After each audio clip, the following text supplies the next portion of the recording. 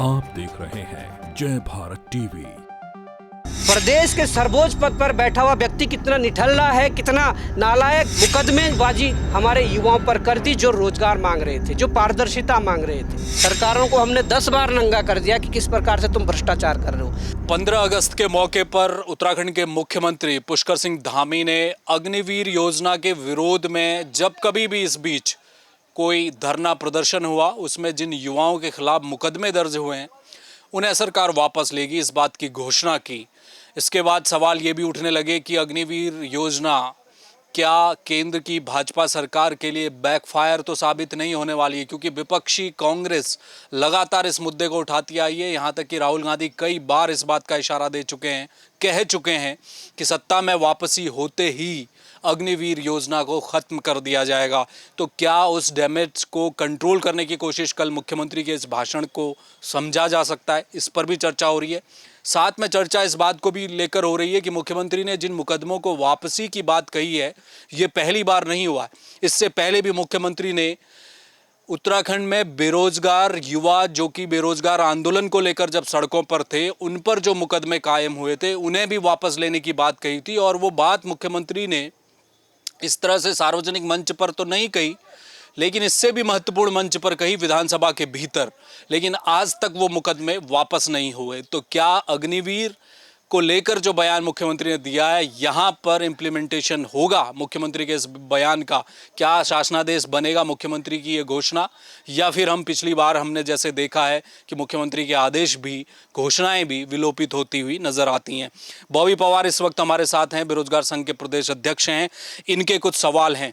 कल मुख्यमंत्री ने जब घोषणा की तो उसके बाद बेरोजगार जिन पर मुकदमे दर्ज हुए थे वो अभी भी इस बात का लेकर इंतजार कर रहे हैं कि सरकार उनके मुकदमे क्यों नहीं वापस लेती।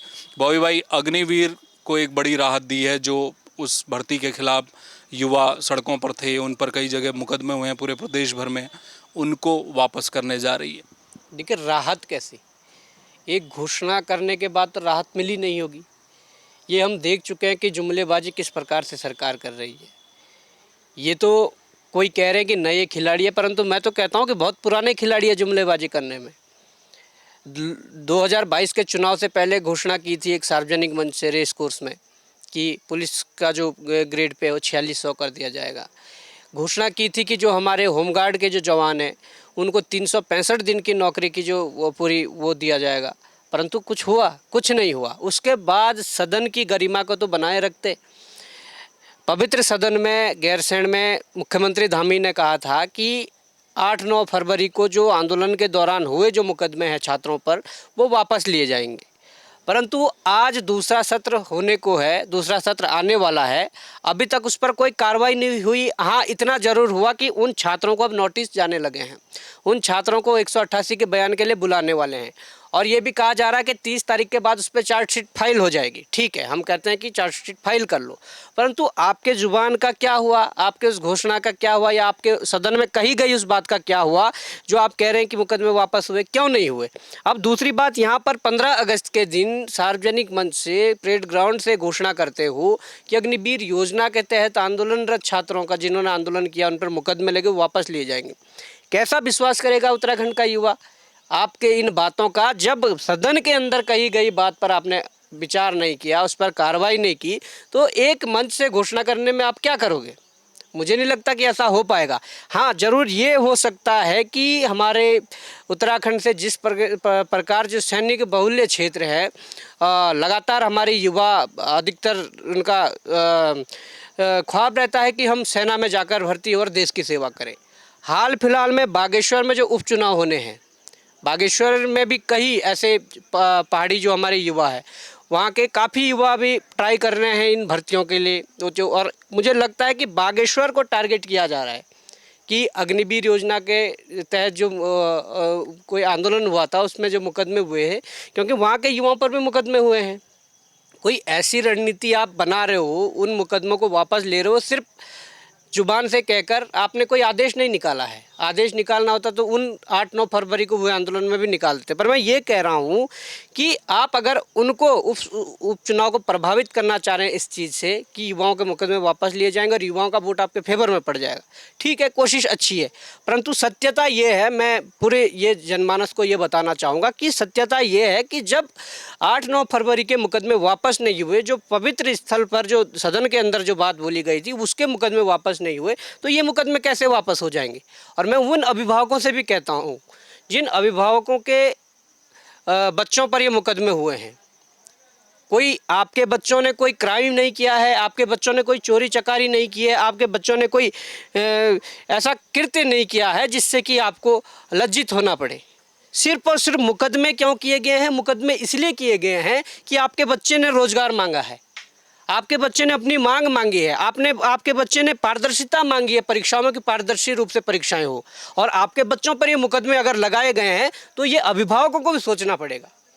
वो युवा तो सोच रहा है जिस पे मुकदमे लगे हुए हैं, वो युवा तो निराश है सरकार से, वो युवा तो जवाब देगा, परंतु जब तक अभिभावक नहीं सोचेगा कि सरकार को कैसे जवाब देना है।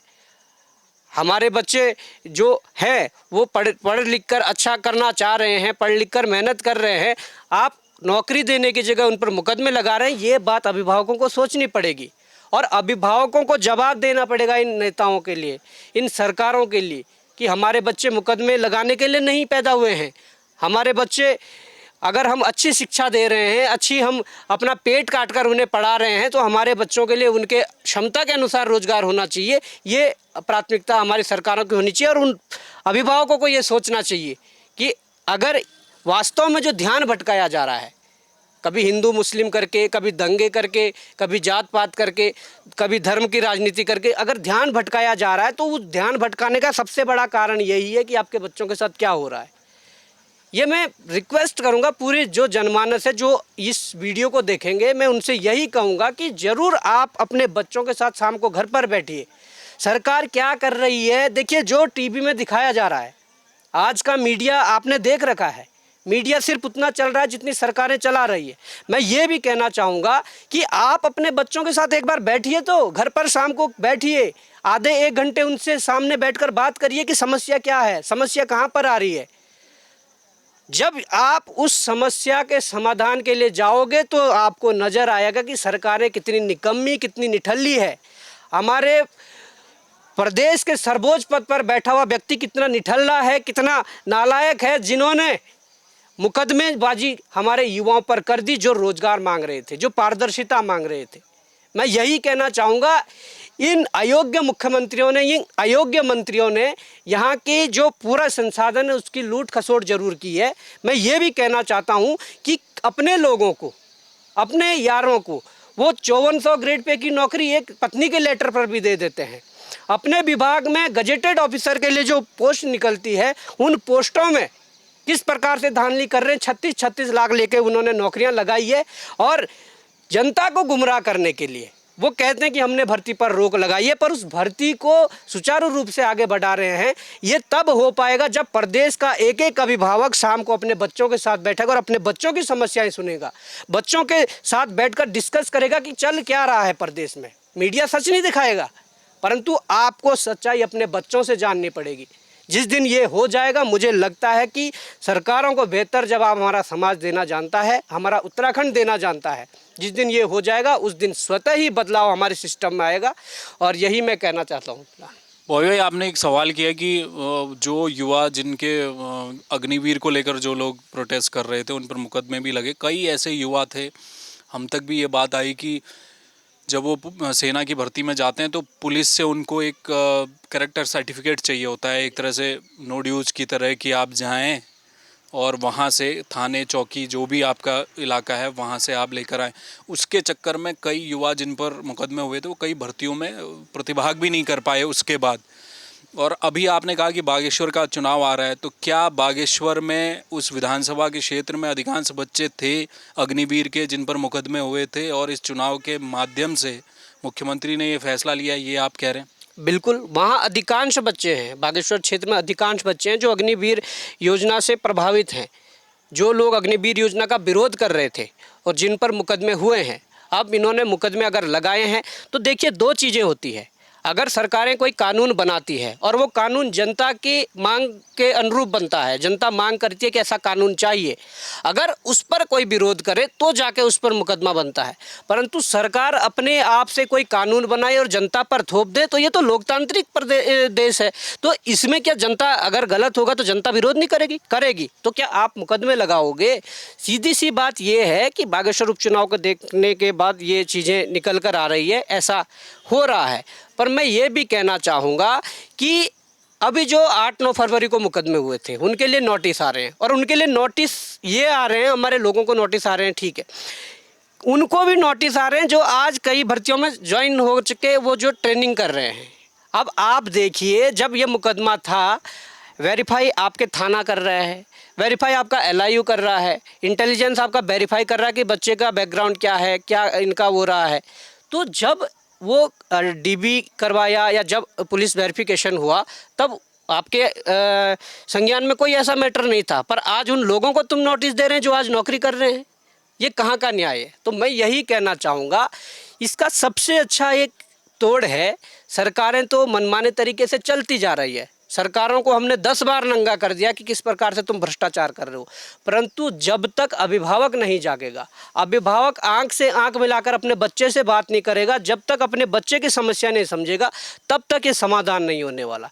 जिस दिन मैं ये कह रहा हूँ, मैं ये पहल करने को कह रहा हूँ कि ज़रूर अभिभावक अपने बच्चों के साथ बैठे और समस्या जाने की है क्या, समस्या की जड़ क्या है। जिस दिन ये हो जाएगा, मुझे लगता है कि ये सिस्टम सुधरना शुरू हो जाएगा।